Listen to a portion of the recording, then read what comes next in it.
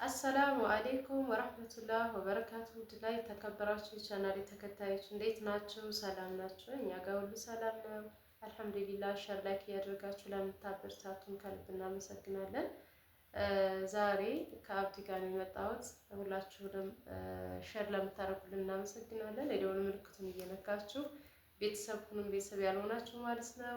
አብዲ ሰላም ይበላችሁና አንዳንድ ጥያቄ ጠይቀዋለሁኝ ያው የሚለውን ወደ እናንተ። ሰላም አለይኩም ወራህመቱላሂ ወበረካቱሁ። እንዴት ናችሁ የፋፊኮች የቻናል ተከታታዮች? ሰላም ናችሁ? ከኛ ጋር አልሐምዱሊላህ። እስኪ ዛሬ እንግዲህ ጥያቄ አለኝ፣ ጥያቄ ጠይቃለሁ እየተባልኩ ነው። እንግዲህ እስኪ ጥያቄውን አብራችሁን ሁኑ። ያው የምጠይቀንም አታውቀውም፣ ድንገታዊ ጥያቄ ነው። በነገራችን ላይ እዛ አልነበርኩም። እኔም ብዙ ጊዜ ቪዲዮ ላይ ሰራ እናቴ ጋር ነበርኩ፣ ቤተሰብ ጋር ነበርኩኝ እና ያው ብሎግ ሰርተን አናውቅም። ብሎግ ሰርቻ አላውቅም ውዶችዬ። አሁን ራሱ ቤት ስናጸዳ ስንቀያይር ቦታ ካነበረበት ምናምን በጣም ደክሞናል። አብዲም በጣም ደክሞት ነበረ። ያው ሴቶች ታውቃላችሁ አቅማችን የማይችለውን ነገር አንሱልን እንዲህ አድርጉልን ስንል ያው ወንዶቹን እናደክማለና ደክሞሃል በጣም እና ዛሬ ደግሞ በጥያቄ ላፋጥህ ነው። ምን ትላለህ? ኢንሻአላህ ፈቃደኛ ነህ? ኢንሻአላህ ባላ ፈቃድ የሚመለስ ከሆነ ቀላል ነው፣ ያን ያክል የሚከብድ አይደለም። እና ውዶቼ ዛሬ አብዲ ምንድን ነበር መሰለህ እንጠይቅህ ማለት አሁን አንተ ትዳር ይዘሃል፣ እየኖርክ ነው የወጣትነት ወይም ደግሞ የላጤነትን ህይወት አልፈህ አሁን ትዳር ላይ ነው ያለኸው። ብዙ ነገሮችን አይተሃል ማለት ያኔ ስደትንም በቃ እዚህም ከዛ ሁሉ እንትን ብለህ አሁን ትዳር ላይ ነው ያለኸው። ልጅ ወልደናል እና ባለህ አሁን በልጅ ደስተኛ ነህ ወይ? ሁለተኛ ደግሞ በህይወት በማግባት ደስተኛ ነህ ወይ? ያንን ላጤ ከላጤ ህይወት እያንዳንዱ ነው በነገራችን ላይ የምትመልስልኝ እንዳይምታታብህ። ህይወትህ ላይ አንተ ትዳርህ ላይ ደስተኛ ነህ ወይ? በመጀመሪያ በሁለተኛ ልጅ በመውለድህ በልጅህ ደስተኛ ነህ ወይ? ሶስተኛ ደግሞ ቢያንስ ከላጤ ህይወትና ትዳር ላይ ካለ ህይወት ማንኛው ነው ለአንተ ጥሩ? ይሄንን እስኪ በተመልካች ፊት ማለት ነው።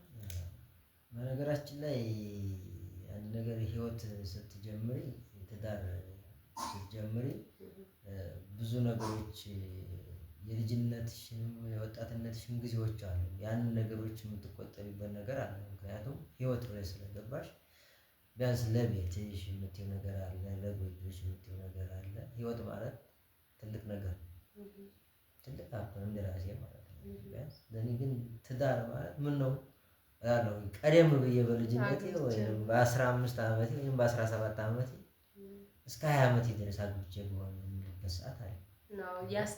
ያስተምራል ብዙ ነገሮች ትምህርት ናቸው። በዛ ታላው ከዛ በላይ ስንኖር አሁን እኛ ብዙ ስህተቶች የምንሰራቸው ነገሮች አሉ። ብዙ ነገሮች ታላግባብ የምናጠፋቸው ሰንቲሞች ይኖራሉ። ገንዘብ በጣም ብዙ ነገር አለ። በወጣት የሚለው አላግባብ የምናደርጋቸው ነገሮች ብዙ ናቸው። ግን በተለይ አሁን አልሐምዱሊላህ ረብል ዓለሚን ህይወት ከጀመርኩ ጀምሬ አልሐምዱሊላህ ለውጥ አለ ማለት አስተሳሰባችን ከልጅነት አስተሳሰብ ትልቅነት አስተሳሰብ አለ። በልጅነት የምታስቢው የሆነ ነገር ነው። አሁን ግን ከፍ ያለ ሀሳብ ነው የምታስቢው። ምክንያቱም የበሳልነት እንትን እየመጣ ስለሆነ ያኔ ሰርታችሁ ወይም ደግሞ ምንም ይሁን ለመልበስ በቃ ያለ አይደለ ራሳችሁን ብቻ እኮ አድርጋችሁ የዛን ሰዓት የሆነ አላማ ነገር አለ አይደለ? ወይም ደግሞ ቤት ያለዘና ቤት የያዘ እኩል አይራመድም። ቤት የያዘ ቤቴ በቃ ይሄን አሟልቼ ይሄን አድርጌ ነው። ላጤ ደግሞ ወይም ራሱን ብቻ ይዞ የሚኖር ወይም በቤተሰብ ውስጥ ሆኖ በቃ ያው ላጤ በለው ቤተሰብ ጋር ሆኖ ሆኖ ያው ነው፣ ምንም ልዩነት የለውም። እና ያው ራሱን በቃ አለ አይደለ ለነገ ብሎ አያስብም። ከአንተ አሁን ከበፊቱ ህይወትና አሁን ካለህ ነው አስተሳሰብ ውስጥ የዛዛን በአባትና በእናት ውስጥ ነን። ቢያንስ አታክልትም ሽጬ ቢሆን የለበስኩትን ለብሼ አጠፋጣፍቼ ለአባት እሰጣለሁ። አታክልት ትሸጥ ነበር? አታክልት ትሸጥ ነበር። የዛን ታይም አሁን ምንም ሀሳብ የለም፣ ጭንቅ የለም ምናምን። ለፀጉራችን ለቅባት ለልብስ ነው የምናስበው። ሌላ የጎደለ የቀነሰ ያረጠ የምንልበት ነገር የለንም። የዛን ሰዓት ቤት ጎደለ ምናምን። እሺ በልጅህስ? እሺ በልጅህ ደስተኛ ነህ? አሁን በልጅ ከምንም በላይ ደስተኛ ነኝ። 100% ደስተኛ ነህ? አይገልጽም። እሺ አሁን ከላጤና አሁን ህይወት ማለት ላጤ ሆኖ ከሚኖሩት እና ትዳር ላይ ሆኖ ከሚኖሩት አሁን ለምሳሌ በአንተ በራስህ እይታ በቃ ደህና ነው ይሄ ለወጣቶች ትዳር ላይ ቢሆኑ ወይም ላጤ ላይ ቢሆኑ የተሻለ ነው የምትለው ከሁለቱ እስኪ ትዳር ላይ ነው ወይስ ላጤነታቸው ነው ጥሩ ነው ደህና ህይወት ነው ብለህ አንተ ምክር የምትሰጠው? ለአንተም እንደገና ደግሞ ከላጤነትና ከትዳር ማንኛው የተሻለ ነው ለአንተ? እንደ ራሴ በትዳር ነው የተሻለ ነገር የምለው እንጂ ትዳር በላጤዎች የምለው ነገር ብዙ ስህተቶች የሚሰሩ ነገሮች አሉ። ካላህ መንገድ የሚያወጣዎች ነገሮች አሉ። ወጣትነት ማለት ከባድ ነው እንደ ራሴ ማለት ነው። ትዳር ግን ማለት ትልቅ ሀብት ነው። ከምንም ማለት እኔ አሁን ደስተኛ ነኝ በህይወቴ ነው። በኑሮዬም ሆነ በተለይ ሰብሪና አቡ ከመጣች ወዲህ እኔ እድሜ እየረዘመ ይሄድ ይመስለኛል። በነገራችን ላይ ልጅ ቤት ሲኖር እኮ ማለት ነው መላኢካም ስለሆኑ ድምቀት ነው አንደኛ፣ ሁለተኛ ደግሞ የሌላ ሰው ስም ራሱ አያስጠሩም ማለት እኔ አሁን ልጅ ካለች በቃ አካሄዷን ስትወድቅ የሆነ ሁኔታዋንም እያዩ ያያት ስለው ነው የምሆነው ማለት በቃ ሁኔታዋን ራሱ ሌላ ወሬ አታስወራችሁም። ሌላ ሰው በቃ ሌላ ውስጥ ገብተን ሀሳብህን ራሱ ጭምር ያስረሳሉ ልጆች ማለት ነው። እና እኔ ትንሽም በቃ እንትን ብዬ ከሆነ ልጄን ሳያት ሁኔታውን ሳያት ሁሉ ነገር እረሳዋና በቃ በእሷ ስስቅ አመሻለሁኝ። እና በጥቅሉ ትዳር ደስታ ነው። ልጅ ደግሞ የበለጠ የህይወታችሁ ትልቁ የመኖርን ተስፋ የሚሰጣችሁ ልጅ ነው። ልጃችሁን ስታወር በቃ የሆነ ተስፋችሁ እየለመለመ የሆነ አዲስ ነገር በቃ የመጣላችሁ ያክል ነው ማለት ለእናንተ የተመቻቸ ህይወት ያላቸው ነው የሚመስለኝ። ለእኔ እንደዛ ነው።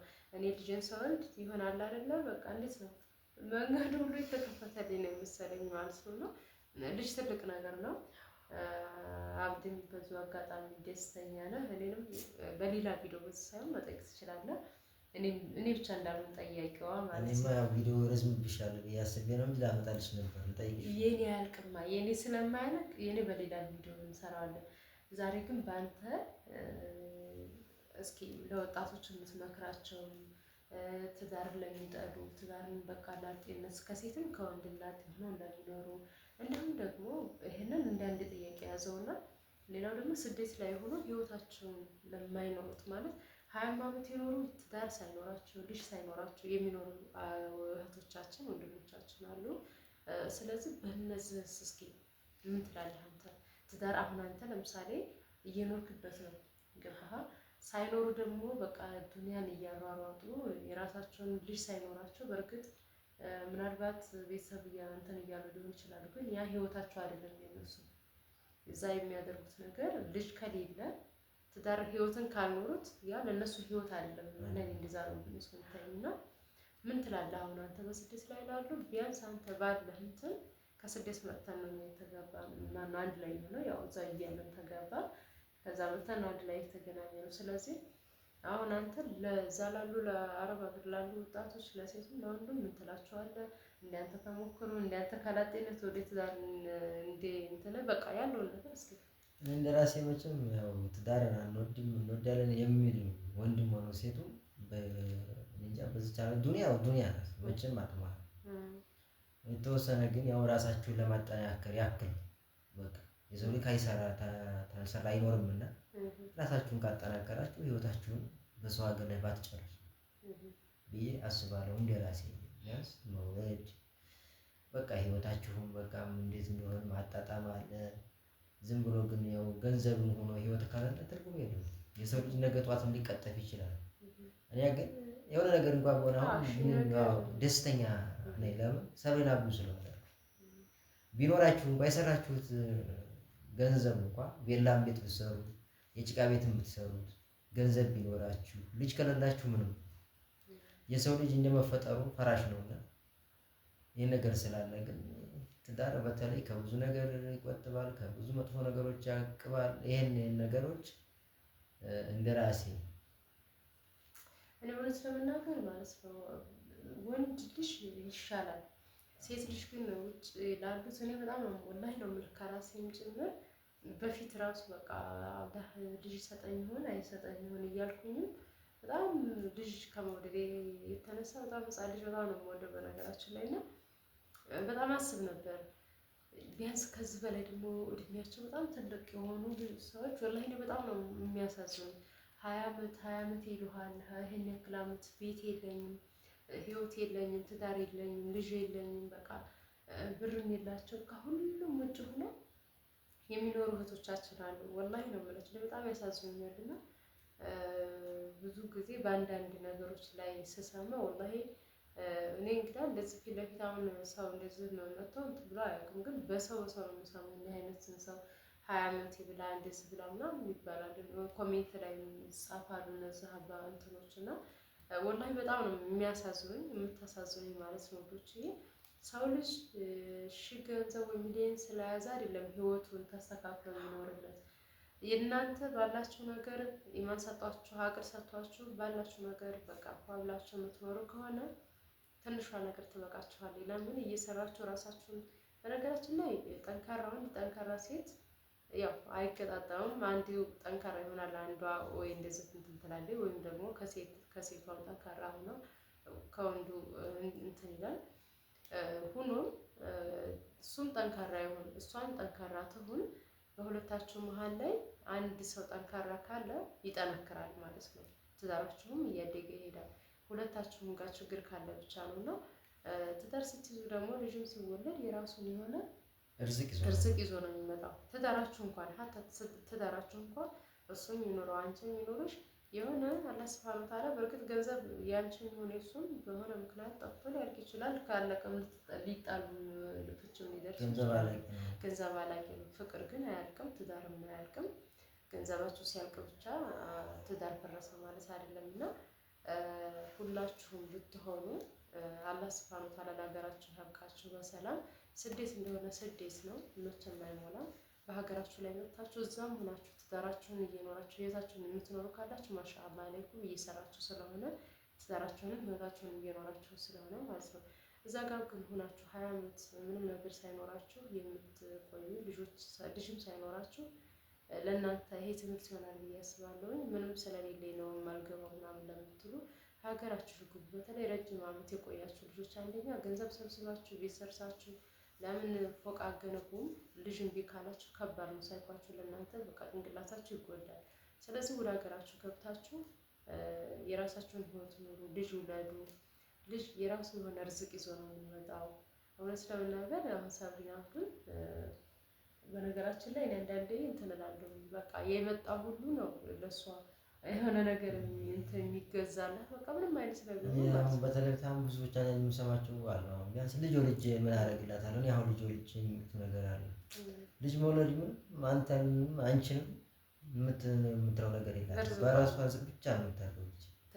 የራሷ ሰጥቷላት የራሷ ርዝቅ ስላለ ልጅ ደግሞ ምን ያህል ይዤ ምን አደርግለታለሁ? እንደዚህ ነው መባል አያስፈልግም። ስለዚህ ማለት ትልቅ ነገር ይዘን የራሴ የሆነ ነገር ይዤ ነው ልጅ መውለድ የምፈልገው። በእርግጥ ልጅን ያለምንም አንድ ችግር ለማሳደግ ሀሳባችሁ ሆኖ ሊሆን ይችላል። ግን ቢሆንም ልጅ ርዝቁን ይዞ ነው የሚወለደው። ሲቀጥል ደግሞ ጊዜ ቁሞ አይጠብቅም። ያንን ስንል አንዳንድ ጊዜ የሴቶች በተለይ ለሴቶች የመውለጃ ጊዜያችን ሊያልፍ ይችላል። ብዙ ነገሮች አሉ ወይ በጤና ጉድለት፣ ከወንድም ደግሞ የራሱ የሆነ አይታወቅም አላህ ሱብሃነሁ ወተዓላ ምን እንደማያወጣ። ስለዚህ ዱንያም ብቻ ሳይሆን አንዳንድ ጊዜ የሆነ ነገር የሚመጣው አላህ በርዝቃችንን ይዞ ነው የሚመጣው። በምንም ትዳር ይሁን ልጅም ላይ ይሁን ምንም ይሁን አላህ ጥሩ ትዳር ካጋጠማችሁ አግብታችሁ ልጃችሁን ወለዱ። ጊዜ ገደብ አትስጡት ነው የምለው። አንተ ስንት ትላለህ? እኔም እንደዛ ነው። ቢያንስ እነዛ ህይወታችሁ በቃ መፍጠር አለባችሁ። ሴት ልጅ በተለይ 40 ዓመት 35 ዓመት ከ30 በላይ ከሆነ ሴት ልጅ ይገብዳል። ለራሳችሁ በቃ ይሄ ሰርታችሁ የያዛችሁትን ንብረት እስኪያስጠላችሁ ድረስ ነው ወላሂ። ልጅ ከሌለ እዛ ድረስ ነው የምትደርሱት። ትዳር ላይ ሆናችሁ በተለይ በቃ ምንም እንትን የለውም። ትልቁን ህይወታችሁን ደስታ የሚሰጠው ልጅ ነው። ኢንሻአላህ ለዛሬ የመጣንበት ይህን ይመስላል። ሁላችሁም ሼር ላይክ አድርጉ። ቤተሰብ ያልሆናችሁ ቤተሰብ ሁኑ። የአብዲም ላይክ ያድርጉ እያለ ነው። ላይክ አትርሱ። ላይክ እያነሰ ነው። ኢንሻአላህ ኮሜንት ጻፉ። በማንኛውም ዙሪያ ላይ ምክርም ይሁን ምንም አይነት ነገር ለእናንተ ኢንሻአላህ ይዤ ለመምጣት እንሞክራለን። ለዛሬ የመጣንበት ይህን ይመስል ነበር። አሰላሙ አለይኩም ወራህመቱላሂ ወበረካቱ።